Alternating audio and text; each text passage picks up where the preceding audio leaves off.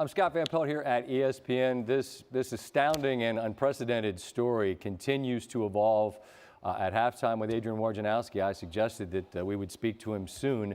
I had no idea that it would be this soon. He has just tweeted within the past 2 minutes that the NBA is suspending the season. I say that understanding that as we speak, the game in Dallas is continuing. Ryan Ruocco in Dallas, the game is continuing. Yeah, Ryan, go ahead. Yeah, Scott, right now the game is continuing. There was a conference amongst officials during this last time out, but the action continues at least for now.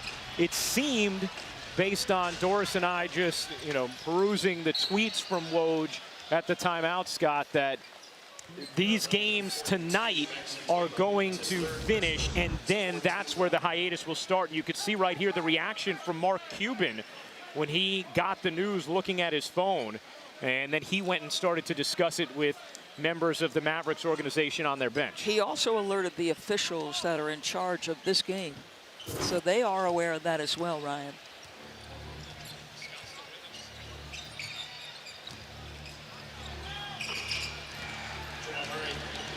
We are obviously in completely uncharted territories, and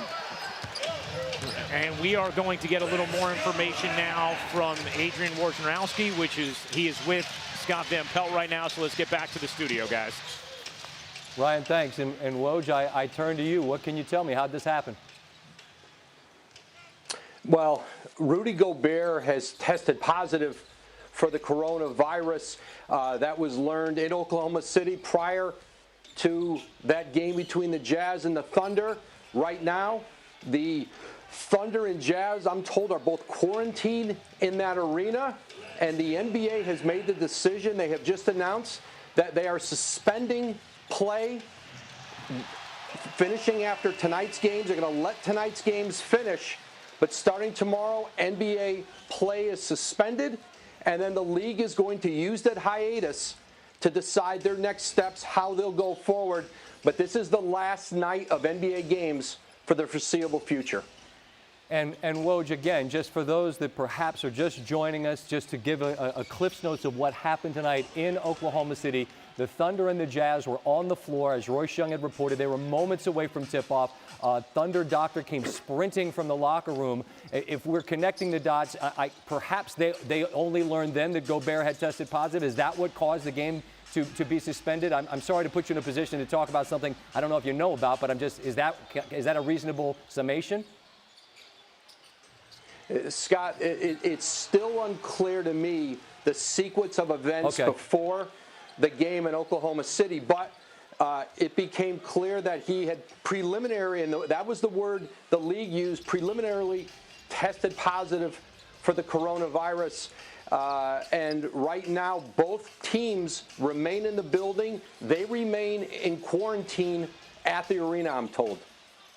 This is a remarkable situation, and I realize it is truly changing by the moment. When we say hiatus, is there any sense of how long a period that would be, given that there seems to be so much uncertainty about how long a period one would have to actually be, in a sense, quarantined before you'd know whether or not he or she was positive?